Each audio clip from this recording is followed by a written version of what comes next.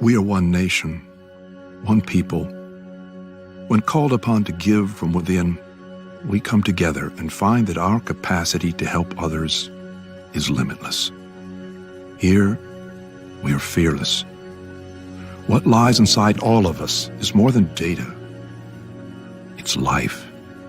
It's more than insight and medical research. It's vision and honor and compassion. What's flowing through America's veins is its diversity.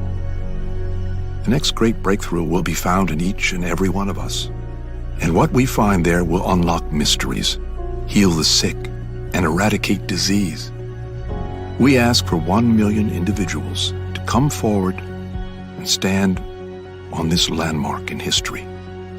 We ask America to do, once again, what she has always done.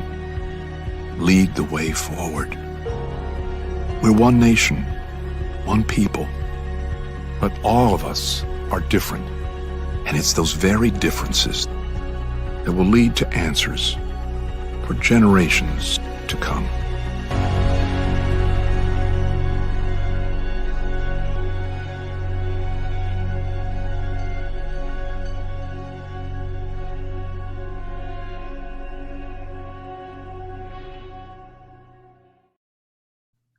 The pre-activity assessment is given to attendees or participants of CPGI activities to establish a baseline understanding of research and the All of Us program. So do me a favor, take your phones out, snap a picture of the QR code. Take this brief survey. I promise it will only take about 2 minutes to complete.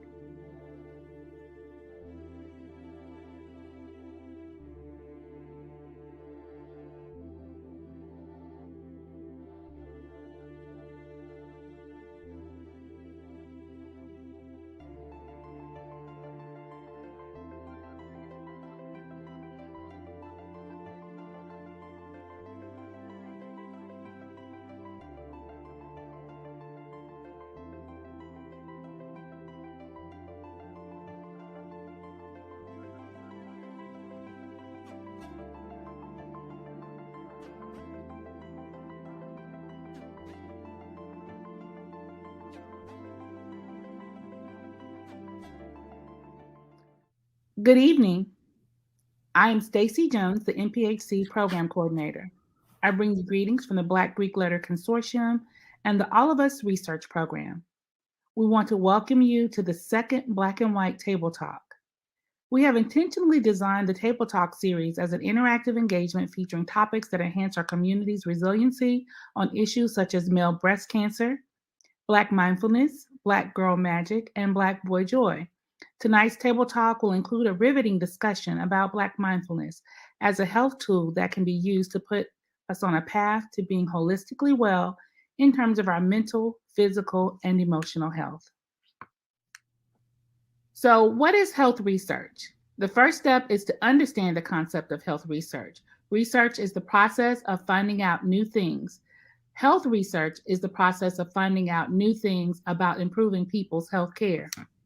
Did you know that the majority of health research has been conducted with middle-aged Caucasian men as the participants? That means the medicine or treatment resulting from that research is designed specifically for that demographic. Communities who are underrepresented in medical research then are at risk of experiencing negative responses because it is not best for their body. Going forward, we need to do a better job of including all types of people in health research.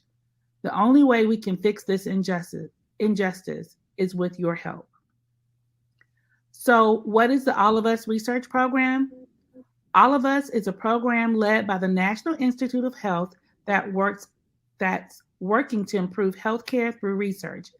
Unlike research studies that focus on one disease or group of people, All of Us is building a diverse data set that can inform thousands of studies on a variety of health conditions.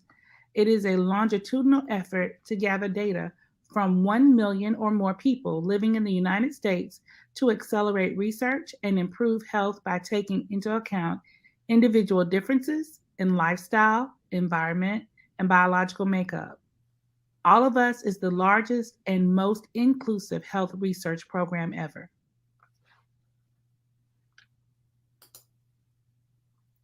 We're all different, right? But when we go to the doctor, our treatments are the same. Your healthcare and treatment should be tailored to you. This is called precision medicine. Precision medicine is a new approach to improving health, treating disease, and finding cures. It acknowledges that a one size fits all approach to medicine isn't the best because we know that what works to treat me may not work to treat you. Each person is different. Factors that greatly impact our health are our genetics, our lifestyle, and our environment. Ultimately, precision medicine can produce more accurate diagnosis, earlier detection, and better prevention strategies and treatment choices. Some examples of precision medicine include insulin pumps, or, like I'm wearing, prescriptive eyeglasses. A growing body of research shows that centuries of racism in the United States has had a profound and negative impact on our communities of color. The impact is pervasive and deeply embedded in our society, affecting where one lives, learns, works, worships, and plays, and creating inequities in access to a range of social and economic benefits, such as housing, education, wealth, and employment. These conditions, often referred to as a social determinant of health, are key drivers of health inequities within communities of color, placing those within these populations at greater risk for poor health outcomes. So here's the part where you become true participants. Pull out your phones and go to your Google Play or Apple Apps store and find the All of Us Research app. If you want to know more information or enroll, visit the All of Us website at joinallofus.org/together. There you can learn more about the program or choose to sign up if you're ready today. Or you can download the All of Us Research app in the Google Play or Apple App Store. You may notice there are two All of Us apps in your App Store. Please be sure to download the one named All of Us Research with the all-white background created by Care Evolution. Please note that the All of Us app can be downloaded on your computer, your phone, your iPad, or your tablet.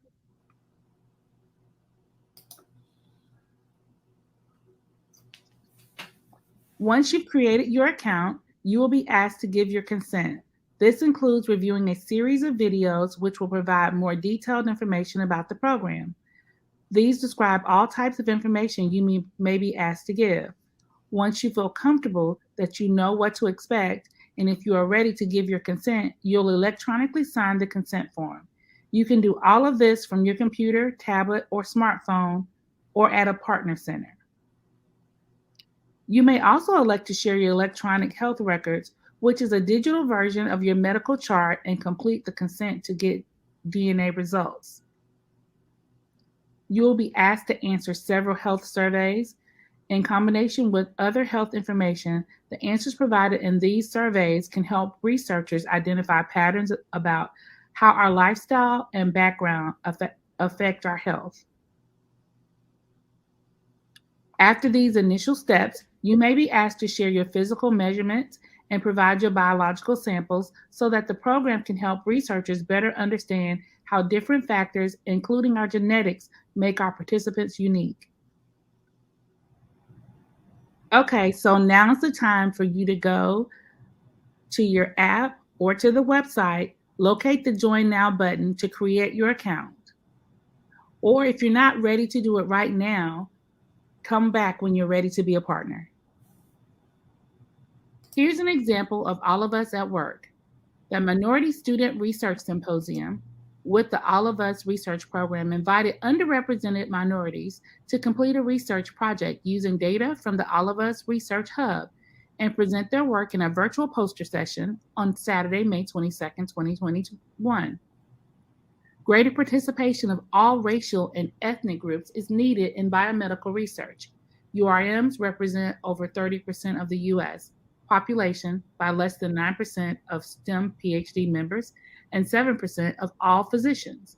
We know that diversification of the biomedical workforce will help address the critical need the U.S. faces to reduce racial and ethnic health and health care disparities. So now that we've learned a little bit more about All of Us program as a whole, we will move on to our riveting discussion about Black mindfulness. Good evening, everyone. I am Irisha Vaughn, the NPHC Assistant Program Coordinator, and I want to thank you all for joining us for this evening's conversation. Today, we have two amazing panelists who have graciously decided to join us to talk about Black mindfulness. Before we begin, we would like for all of you, our attendees, to take a moment to think about what mindfulness means to you. Please feel free to drop some of your answers in the chat. We will take about 2 minutes for you to think about this.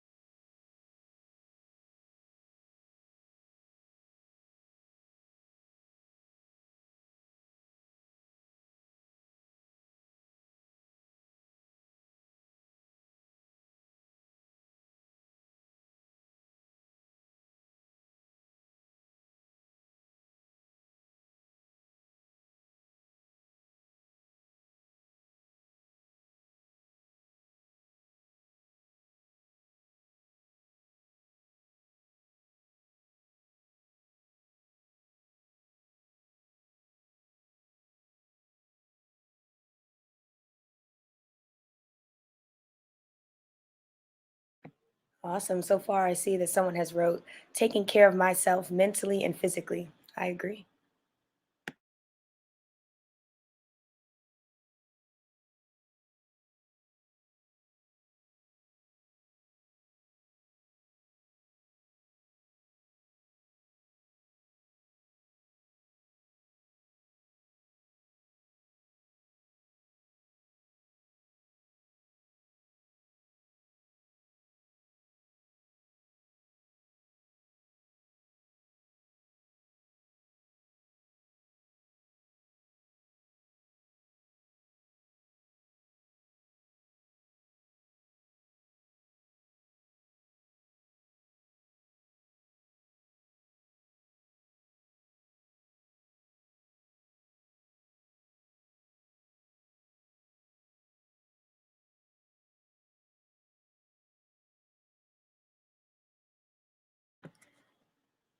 Now we will have Brother Antonio, who will introduce our first panelist. Thank you for participating. Thank you, Arisha. What a great activity, a wonderful activity. Right now, I have the distinct honor of introducing one of our first panelists. Before I do that, I want to introduce myself. My name is Antonio Martez. I am the coordinator for the All of Us Research Program on behalf of Kappa Alpha Psi Fraternity Incorporated. And who I bring before you today is none other than Dr. Stephen A. Broughton. Dr. Broughton, a graduate of the, Dr. Broughton, born in 1958 to two college graduate parents from in Pine Bluff. Dr. Broughton always wanted to study medicine. In 1975, graduate of the Pine Bluff High School, his impressive scores on the PSAT and the SAT test helped him gain a National Merit Letter of Recommendation and a spot as a National Achievement finalist. His accomplishments that brought scholarship offers from the University of Arkansas at Fayetteville, Hendrix College in Conway, and Rhodes College, formerly Southwestern at Memphis. Dr. Broughton said he had decided to accept a scholarship at St. John AME Church, where he was a member, to attend Hendrix College when some of the members at the church intervened. A direct quote from Dr. Broughton: many of the professors at UAPB attended St. John, and one of them being Dr. Rufus Kane. Broughton said at the time Kane was a chairman of the biology department, and Dr. Kane could teach him what he needed to know to be a physician. At UAPB, Broughton said he had a different kind of cultural awakening when he graduated from Pine Bluff High School in 1975. Broughton said that of 640 seniors, only about 5 Black students were listed in the top 100 students in the class at UAPB. However, those numbers were different. It was just wonderful being around Black students who were smart and ambitious, he said. It was a different being in an environment where I was told that I could do things. I felt excited to be in an environment I thought I would thrive in. And he did thrive. At UAPB, Broughton was a member of the Chemistry Club, Alpha Kappa Mu Honor Society, Beta Kappa Chi Scientific Honor Society, and Kappa Alpha Psi Fraternity Incorporated. Dr. Broughton graduated from UAPB in 1979 and enrolled in the College of Medicine at the University of Arkansas for Medical Sciences. After earning a medical degree in 1990, he completed an internship in psychiatry at the University of Alabama at Birmingham Medical Center and a residency program in psychiatry at the Medical College of Georgia in Augusta. He returned to Pine Bluff in 1994 and was hired as a staff psychiatrist at the Southeast Arkansas Behavioral Health Care System. He was promoted to medical director in 1997, but left the mental health center in 1999 to open private practice. He has also worked as an instructor at Arkansas State Hospital for Mental Illness and the University of Arkansas College of Medicine in Little Rock. In 2008, he returned to Southeast Arkansas Behavioral Health Care System as a staff psychiatrist. Despite his success in the field of mental health care, Broughton said he always was interested in psychiatry. So I introduce you all to Dr. Stephen Broughton. Thank you, my good brother. It's a pleasure presenting to my people. It's a pleasure representing Kappa Alpha Psi Fraternity Incorporated, which I've been an active member for 44 years. And I thank all of us, the research program, the National Panhellenic Council, for allowing us to have a venue where we could let our people know how important their mental wellness is. Thank you, Dr. Broughton. And I'll turn back over to Irisha to introduce our second panelist. Awesome. Thank you both. On today's panel, we also have Dr. Ebony Winford, who is the Director of Research and Health Equity and a licensed psychologist at Cherokee Health Systems in Knoxville, Tennessee. In these roles, she provides direct clinical care to patients. She contributes to workforce development in community health centers and oversees research initiatives, including those funded by the HRSA, the Tennessee Department of Health, and the NIH. She also serves as the clinical director for CHS's National Consultation and Training Program, which provides individualized on-site training to other primary care organizations as they seek to integrate their practices. She is on the board of directors for the Collaborative Family Healthcare Association. She holds an appointed position on the American Psychological Association's Ad Hoc Health Equity Committee, and she serves as the incoming second vice chair of the National Association of Community Health Centers Committee on Health Center Excellence and Training. Dr. Winford holds adjunct faculty positions in the Department of Family and Community Medicine at Meharry Medical College and in the Department of Psychology at the University of Tennessee, Knoxville. She is a Robert Wood Johnson Foundation Interdisciplinary Fellow and a Health Equity Scholar in the Cambridge Health Alliances Center for Health Equity Education and Advocacy. Dr. Winford earned her doctorate in clinical health psychology from the University of North Carolina at Charlotte and a Master of Public Health from the University of North Carolina at Chapel Hill. She's a proud life member of Zeta Phi Beta Sorority Incorporated. My soror, Soror Winford, thank you so much for being here with us today. So happy to be here with you. When you said proud life member, I did a little dance. Yeah. Glad to be here. Me too. Awesome. So we thank you both for being here. And without further ado, we will get started with our discussion. We thank everyone who has shared what mindfulness is to them in the comments. And so I will share a definition that I loved that I found on the internet. Mindfulness is the basic human ability to be fully present, aware of where we are and what we're doing, and not overly reactive or overwhelmed by what is going on around us. In other words, it is the acceptance of things that are happening and the thoughts that are coming up as they are in the present.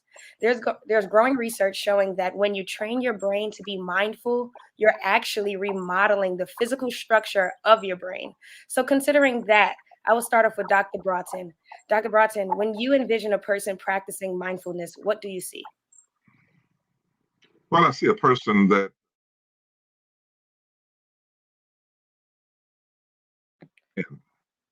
obviously we'd like everyone to.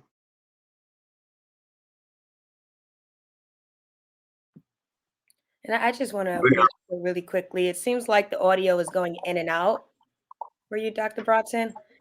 Okay. And Can you?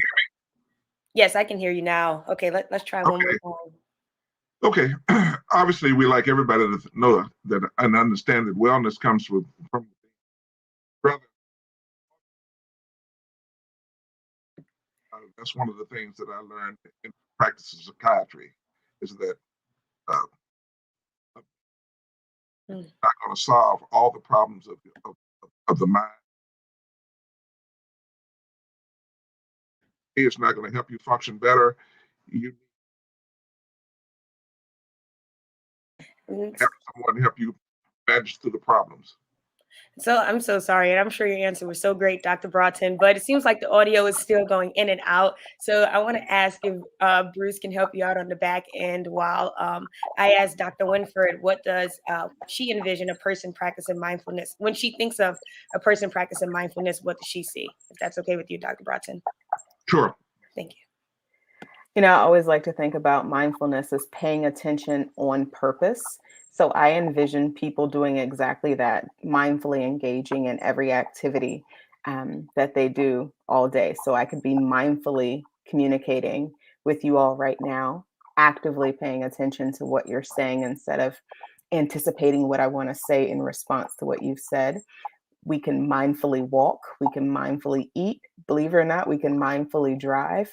I don't think it's a big spooky thing that a lot of us tend to think it is. So I think of it as something that we can do in our daily tasks, paying attention on purpose to all the things around us, all the senses we can experience. Awesome. Thank you so much, Dr. Winford, for that answer. Dr. Broughton, I just want to check to see if your service is any better. Would you mind sharing your answer again for us? Sure. Hopefully it comes through this time.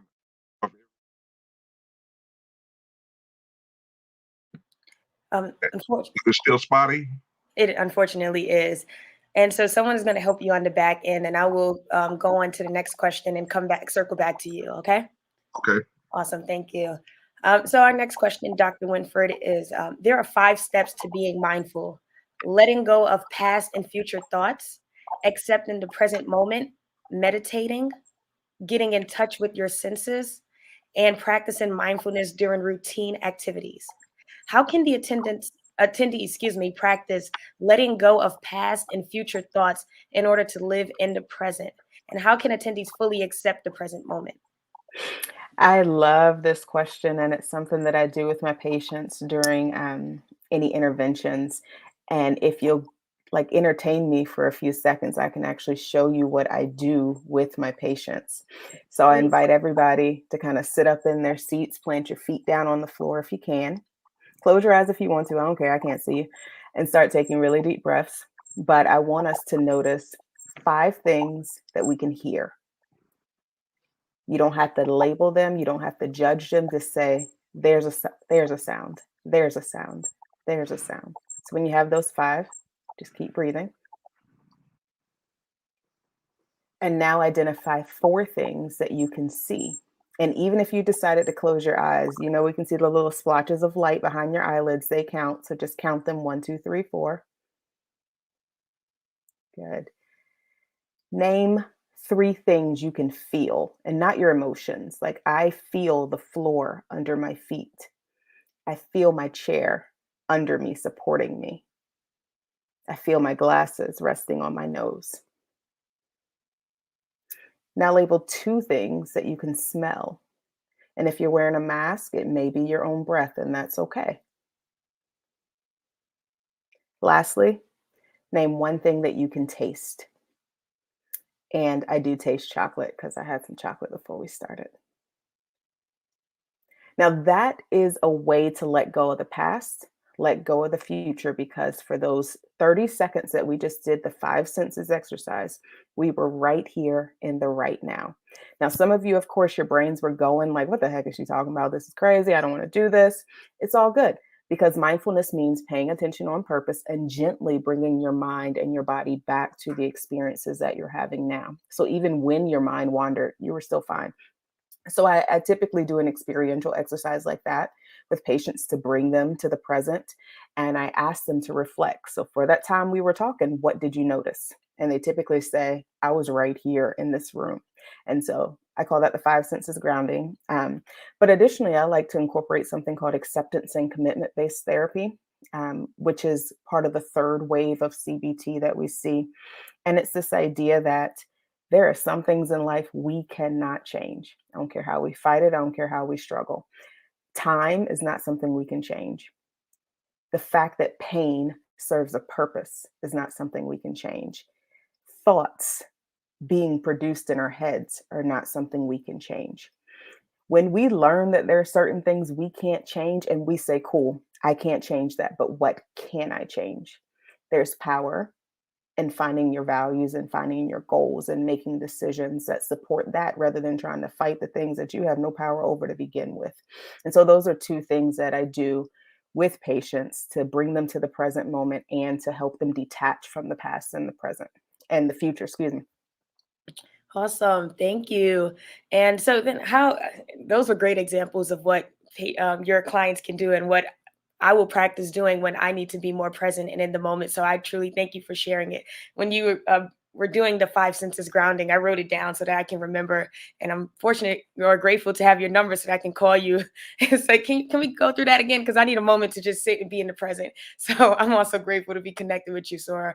My next question for you is, how can attendees practice mindfulness during routine activities? So I like to start by talking about mindlessness, and we have all experienced that. So here's another experiential exercise because this is how you pay attention on purpose. I can't tell you about it. You got to do it. I want you all to tell me or think, chat, who cares, every single step you took to drive from work home if you're working, or the last time you drove. Tell me every single step you took. And I'm not talking like made a right turn, made a left. I mean, you clicked the fob, you pulled the door open, you step one foot in and then the other. You put your hand on the steering wheel. Some of us still drive at 10 and 2. I don't know about y'all. That is mindfully driving. But I bet you none of y'all can list the 3 million steps it takes to get from point A to point B. And that's called mindlessness. To be mindful, you literally just pay attention to what you're doing. Slow down, feel things, smell things, sense things. And that is how you mindfully do it. You can also mindfully eat. And I know if you're anything like me, I had to clean my plate for the most part when I was growing up. And so like you eat till the plate's done.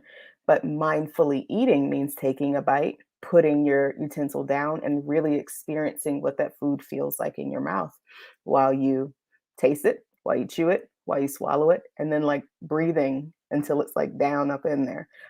But most of us live mindlessly. So this concept of mindfulness is real foreign to us. Wow, that is so great. Thank you so much. Um, wow, I feel inspired to be a part of this conversation. I hope that everyone who's participating or joining us today is really learning something, because I'm thinking right now of the steps I took in my day, in my the moment to moment activities that I did for today. And I'm like, I did do a lot, right? Just stepping into the car, stepping out of the car, right? Things on the computer, things on my phone, eating, speaking with other people. And so I think it's easy to forget all that is happening, and it's easy to not be in the present when we're doing the same things every single day. And so I thank you for that, because this will help us to be more intentional in everything that we're doing. Thank you. Our next question that we have is, For any of your clients who have practiced mindfulness and now have better control over their thoughts and actions, what impact has that had on their lives, if any? I can never answer a question directly. I gotta give you some context. So mindfulness is paying attention on purpose. However, there is no goal for mindfulness. So some people say, I want to use mindfulness to reduce my anxiety. And from a theoretical perspective, that is not why we engage in mindful behavior.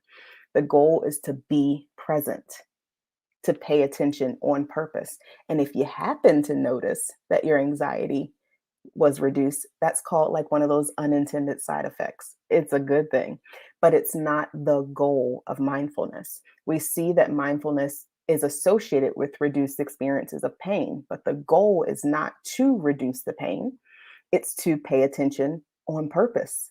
And what you might find is that your pain is reduced as a result of paying attention to the things that you value and that matter. So I think framing how we consider what mindfulness is, and I see you taking notes. You can just call me anytime. We got this. Like, you're good.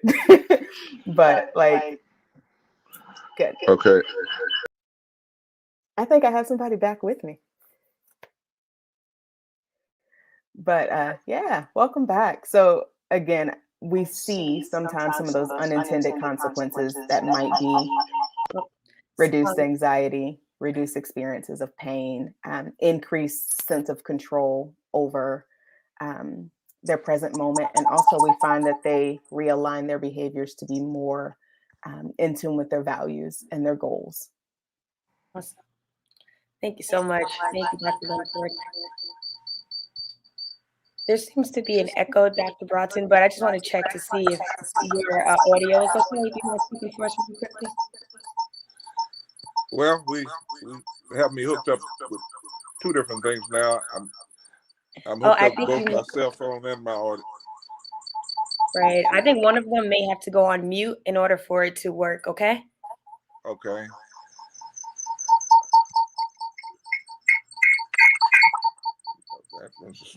And attendees, thank you all for bearing with us. You know, we all during COVID have learned so much about technology, but I think we all still have a long way to go. And so thank you for your patience. Okay. Dr. Broughton, this is Bruce. If you will turn down the audio on your computer and listen straight from the phone, you'll be okay. So if you want to mute your computer, that'll solve the echo. Okay.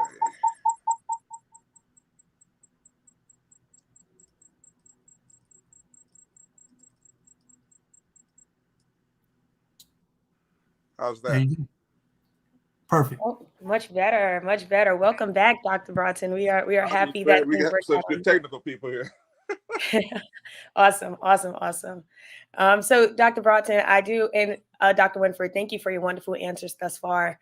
I want to circle back to you, Dr. Broughton, because I loved what I was able to hear in your first response. So the first question was, when you envision a person practicing mindfulness, what do you see, Dr. Broughton? Well, I see a person that is trying to, within themselves, understand their existence, understand the need for wellness, and to go forward with having a good thought process in terms of accepting things as they are and as they appear to be. One of the things that as a psychiatrist we learn is that if you don't have to medicate, we would prefer not to medicate because you can't solve problems with medications. So obviously there are a lot of people that are stressed or have other types of stressors in their lives that affect their wellness. And they seek medication to make those things go away. That's the same thing as somebody self-medicating themselves with alcohol or illegal drugs. So they seek another type of medication or something, a substance to change their well-being. And that's the worst thing you can do when you're actually seeking wellness. Thank you. Thank you for that response. Next, Dr. Broughton, I would love to ask you and bring up the 5 steps to being mindful. So the 5 steps to being mindful are letting go of the past and future thoughts, accepting the present moment, meditating, getting in touch with your senses, and practicing mindfulness during routine activities. Dr. Winford was fortunate to enough to share, or she graciously shared with us some activities that we could do to be mindful and present and in the moment. I would love to ask you, how can the attendees who have joined us today practice letting go of past and future thoughts in order to live in the present? And how can attendees fully accept the present moment? Well, in terms of letting go of past thoughts, you have to have a plan. The thing that I emphasize to most of the patients I see is, what is your plan for wellness? A lot of people get lost in what's bothering them more than what their plan is to be well. And in having a plan to be well, you have to plan your own happiness. You have to plan your own well-being in terms of, what do I need to do that brings me joy, or brings me peace, or at least helps me to calm down and not stress on the things that are stressing me every day. We all have our own psychosocial stressors. They're different for every person. Some people are stressed by work. Some people are stressed by family. Some people are stressed by the environment as it is. Some people are stressed by everything. So you have to have a plan on, how do I address the psychosocial stresses that are stressing me the most? And once you develop a plan, it's easier to follow that plan on a daily basis and reduce the amount of stress that you deal with. Thank you. And so, follow-up question to that.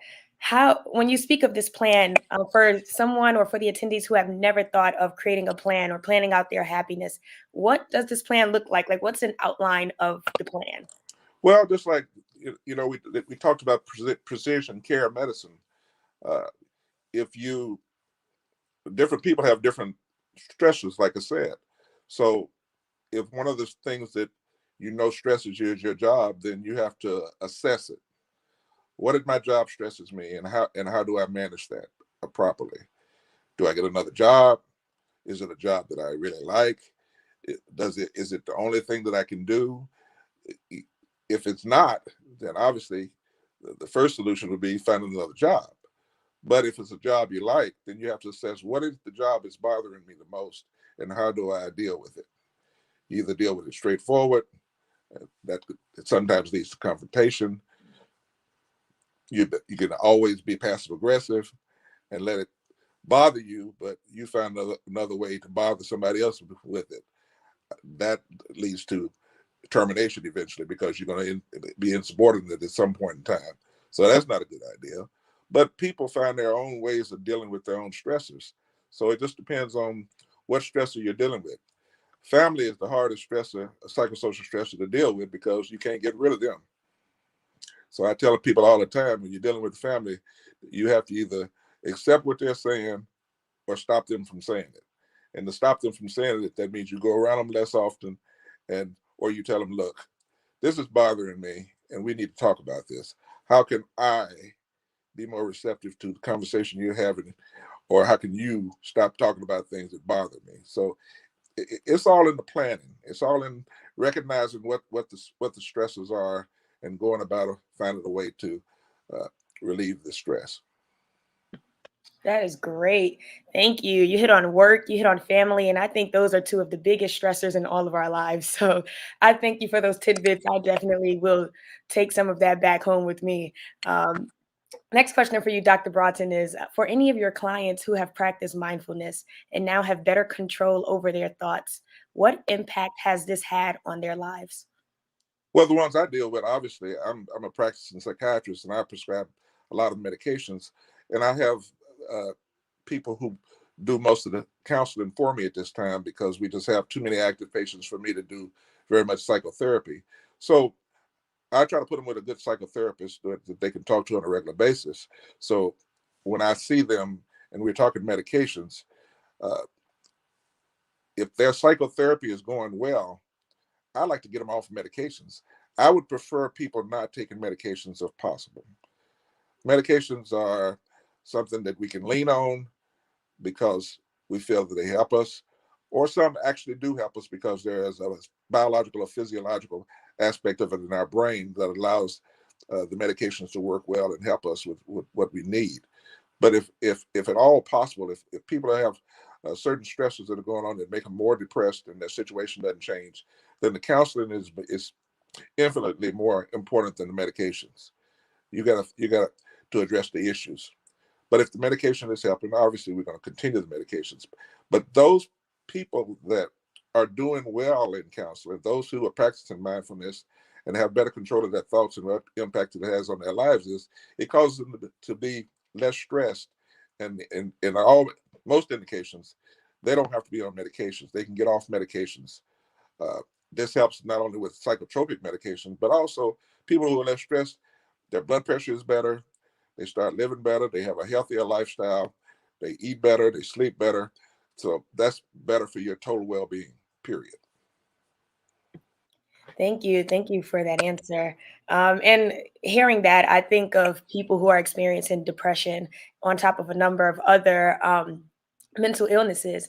And I can, from hearing what you all have previously shared, I can understand how being more mindful can decrease, the amount of symptoms or that someone may be feeling when it comes to their mental illness, or it may better their mental health. And so I thank you for sharing that. And I love that we're able to hear from a psychologist and a psychiatrist, one who is administering medicine and one who is solely speaking and counseling the patient. So thank you both.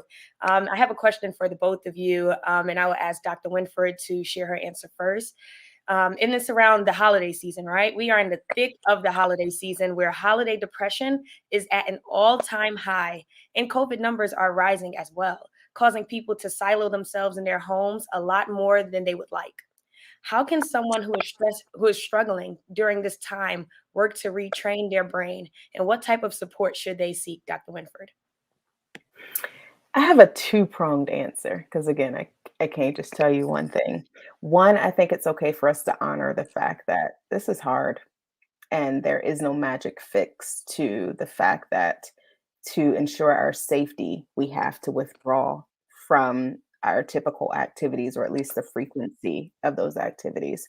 And so I usually start by validating that they're not weird for feeling sad.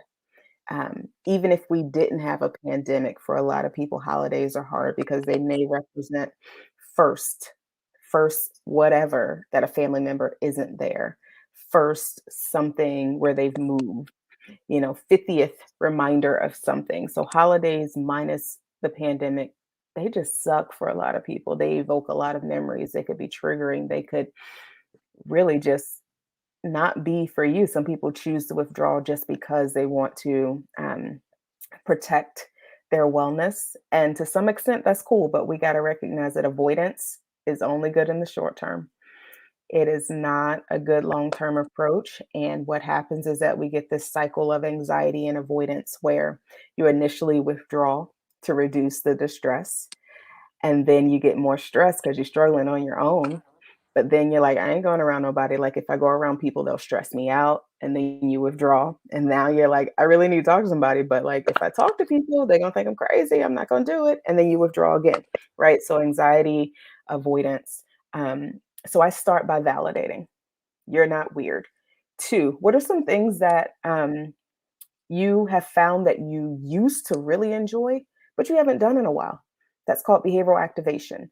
How can we make incremental changes, set incremental goals, successive approximations to whatever it is that's important to you to get you doing the thing that matters? For example, I have a patient now who has noticed she's been spending more time in the bed, like literally almost every hour in the bed. Her goal, the tiniest goal we could come up with that she felt confident in achieving, is to stand on her porch for 5 minutes. And when she does that, I'm gonna throw her a party because that's 5 fewer minutes that she's not in her bed by herself. And what typically happens is when she's on the porch, people are walking by and she can say, hey, right? So we call that behavioral activation. I start there, and not everybody wants to come talk to me, right? There's still this stigma, particularly in the Black community, that like you do not air out your dirty laundry to anybody but Jesus. And even then, like you hope he didn't see what really happened.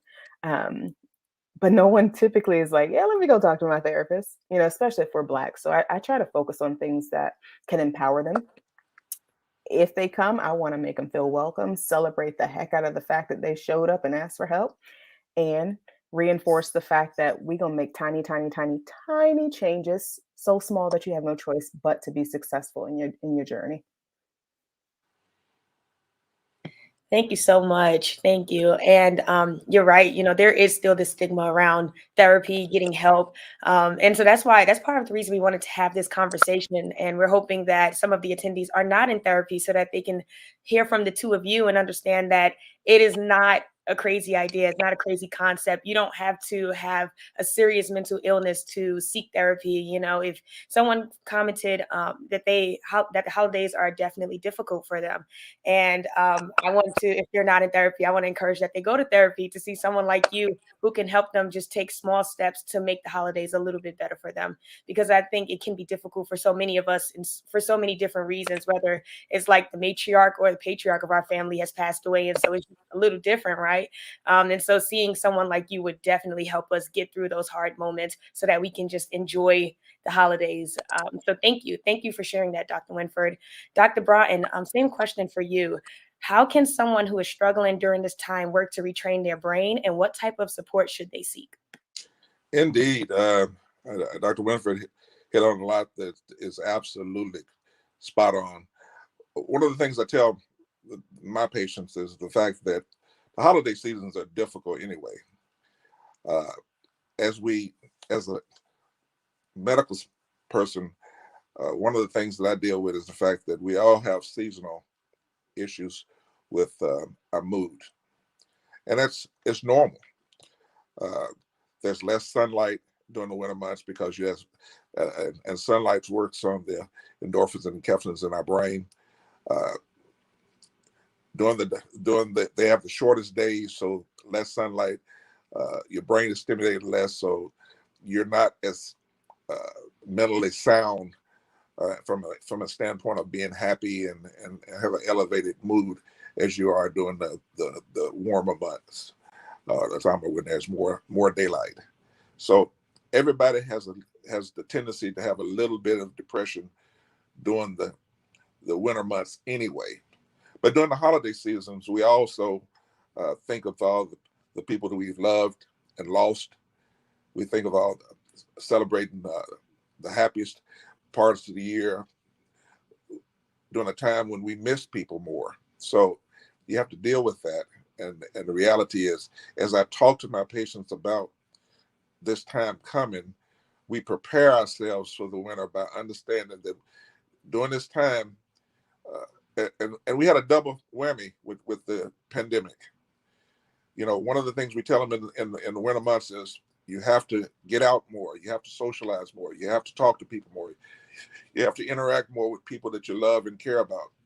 But the pandemic chased us all inside, so you have less interactions, less people to go talk to, less joy that you can have.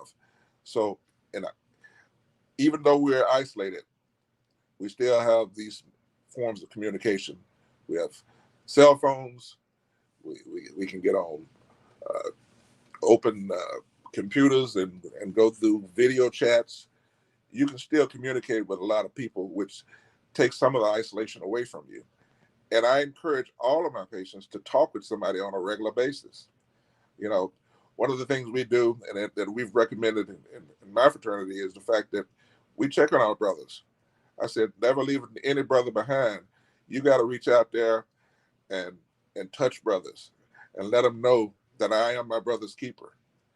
We talk regularly, especially with our elderly Kappas who may be widowers or just are alone.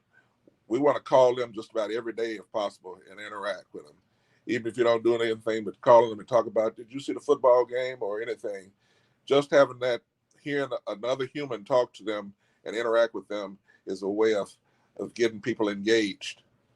And we found a lot of brothers have talked about how much they appreciate that. And some who were down in the dumps, it's kind of kept them from engaging in other depressive types of interactions and getting further depressed or getting to the point where they actually were having problems. So long as we keep the lines of communication open and communicate as much as possible during the holiday seasons, We lift people up instead of letting them get further down. And now, obviously, those that need it, I refer them to my therapist for counseling as often as possible. And that's one of the things that we have to be aware of. And not only just my therapist, pastoral counseling through the churches is just as good at times for people who are still under the stigma. I don't want to go to a mental health person. I don't want nobody to think I'm crazy. Well, all right, go to a friend, go to your pastor, go to church members, go to whoever you need to engage with to keep yourself from getting further depressed. So it's just a matter of keeping people engaged during this period and working on making them understand that during the winter months, when you have less sunlight and less caffeine and endorphins being stimulated in your brain, there is the possibility that you will have more mood problems. Thank you for sharing that. And those are some great points that you shared, especially around it being, it getting darker earlier and people struggling with depression, right? So it's even harder, like after work, to go out and go for a walk, because by the time you get off work, it's already dark outside, and it's like, well, stuck in the house, right? So I definitely thank you for all of the advice that you shared, and especially that piece. We have a lot of D9 members or Greek members who have joined us for this webinar, and I hope that everyone is taking the time to check in on those brothers or sisters who have lost their partner or some loved ones, because this can be a very hard time for them. And sometimes it's easy to forget about those people, and they may silo themselves and stay away or withdraw because they are struggling that much, and we may forget about them. But it is important to remember people who have recently lost loved ones who have meant a lot to them, because this time can be hard for them. So I thank you for sharing that, Dr. Broughton. The last question that I have for the both of you, and I will ask you, Dr. Broughton, first. It's around, this is called the Black Mindfulness Table Talk series, right? And so this one is around racial battle fatigue. Racial battle fatigue is described as the physical and psychological toll taken due to constant and unceasing discrimination, microaggressions, and stereotype threats, right? So there have been a lot of things happening with the Black community. We are struggling. There's still a lot of stereotypes that we're facing, a lot of microaggressions, a lot of discrimination. And so how can our participants safeguard their mental health when instances continue to occur, triggering racial battle fatigue? Well, with everything, I always say educate, educate, educate.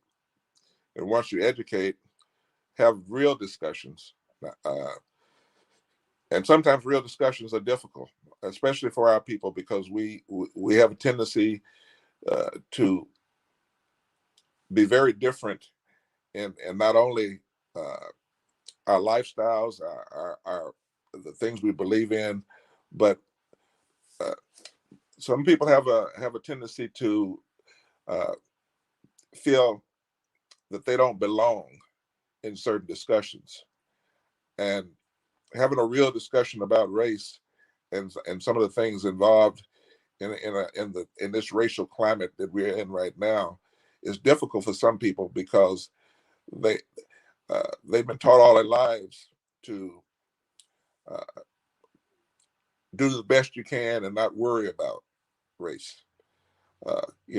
My generation in particular, you had to achieve regardless of what was going on around you, because it's going to go on regardless of whether you had any input in it or not. And now we have a younger generation that is starting to go back on the front lines, like during the civil rights era of the 50s and 60s.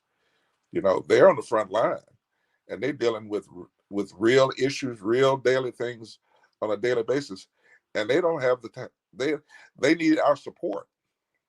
They need the ones who have a tendency to say, "Well, I've made it a little bit. I've achieved a little bit of this and that." So they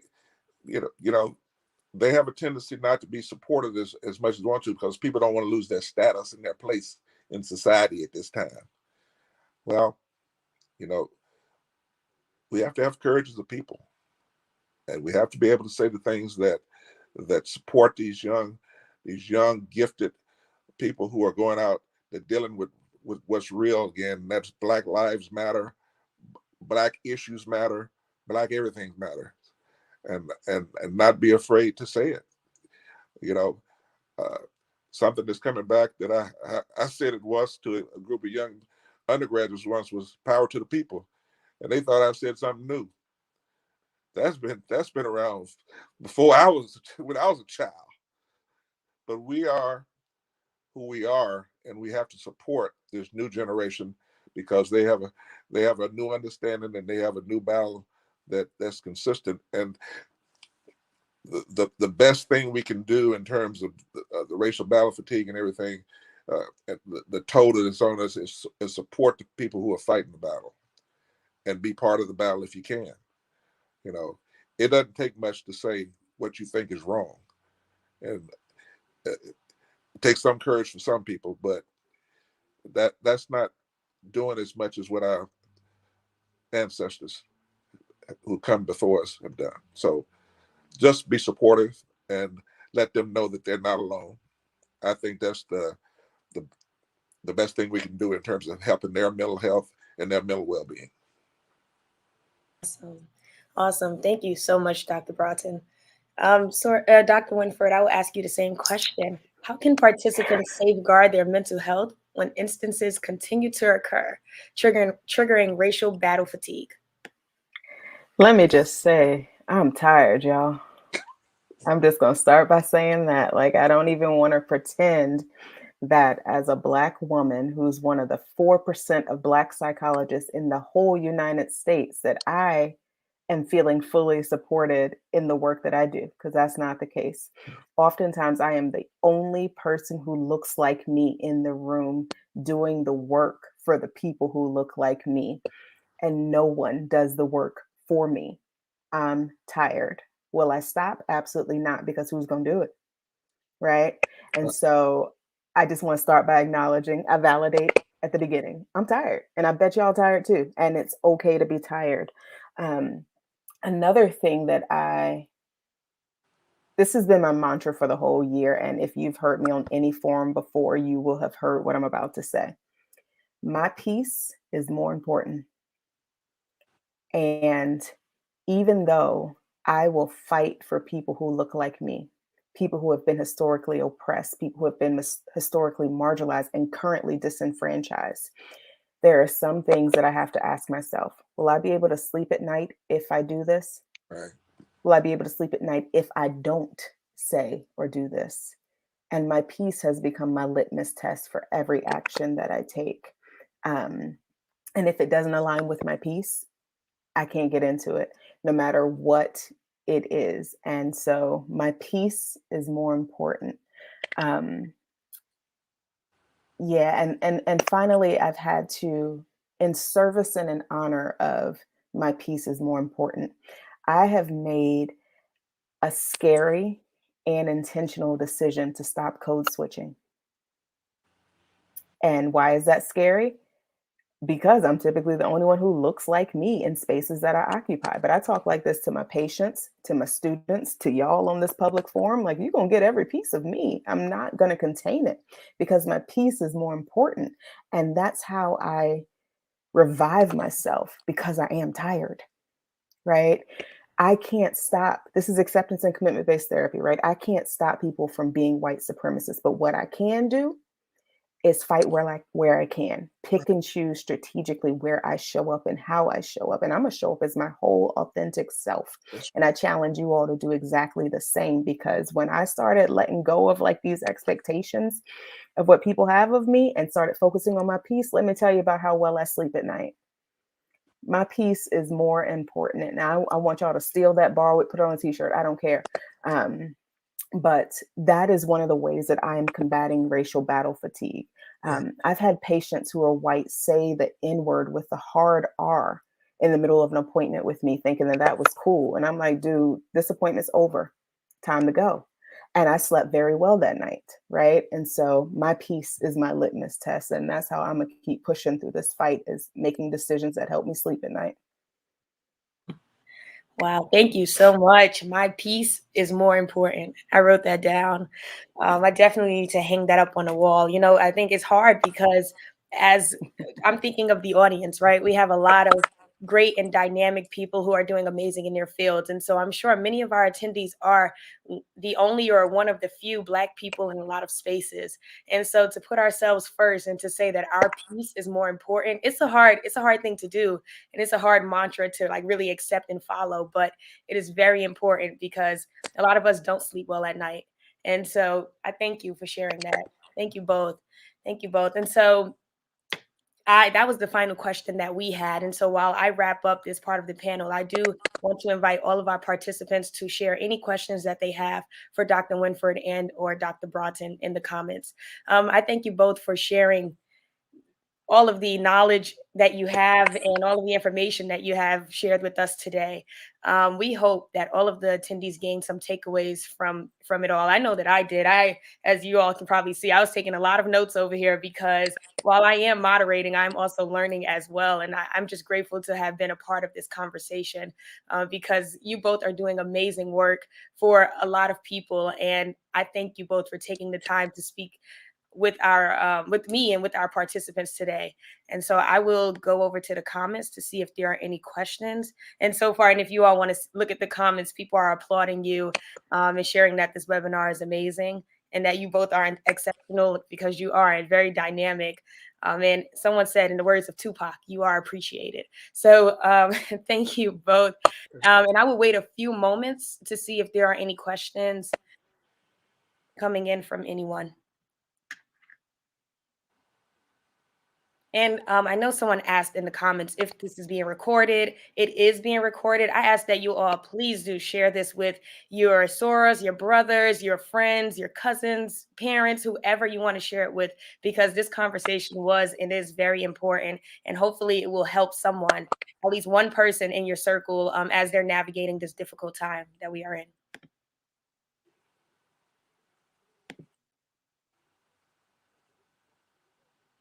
Awesome. As of right now, I don't see any questions, so I will turn it over to Antonio to do our call to action.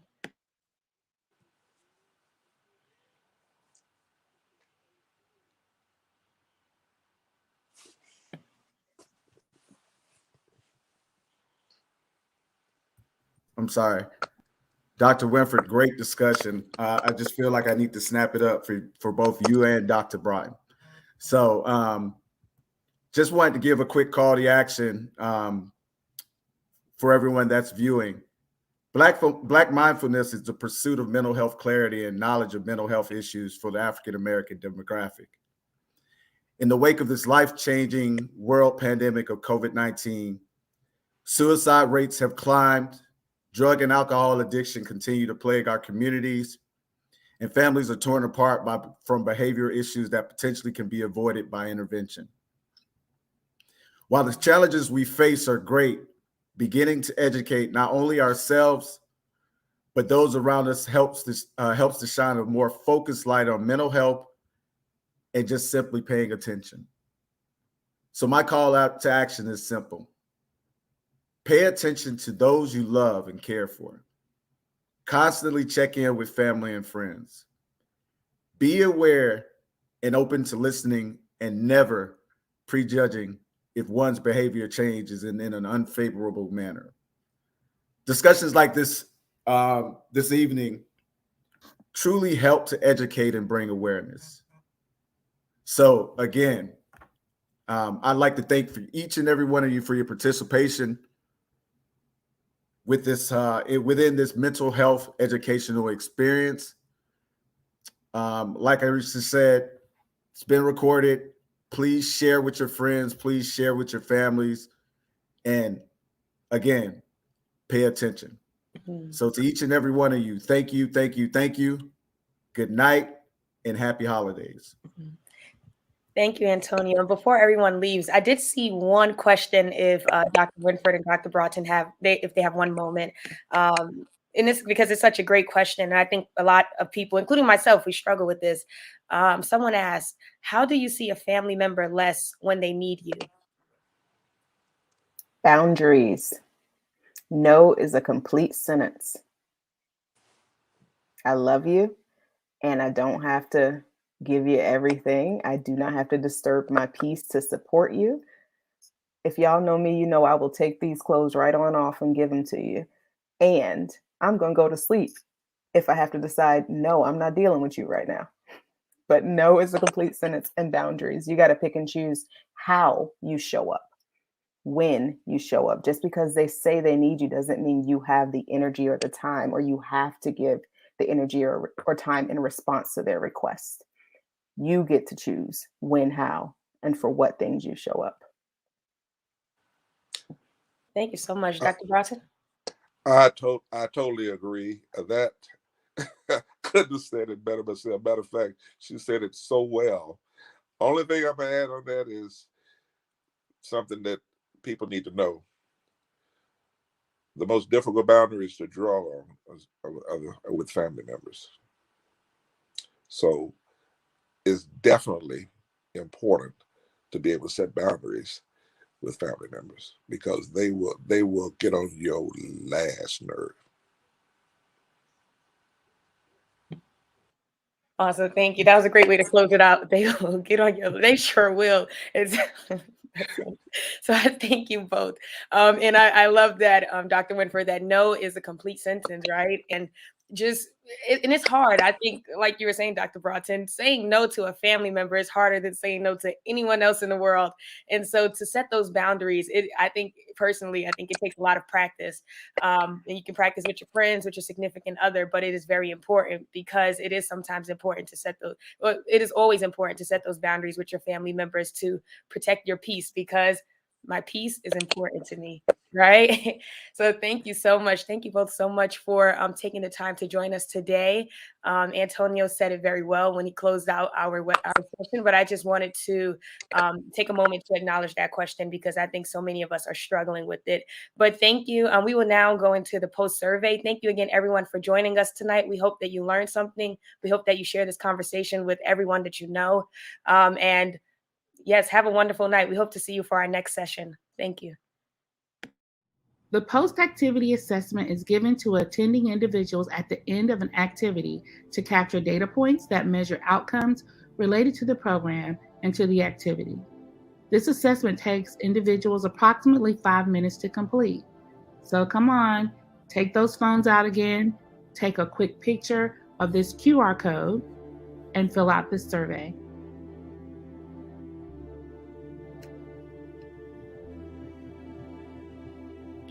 We want to thank you all for taking the time to join us this evening. It is our hope that you all are leaving with some great takeaways. Good night.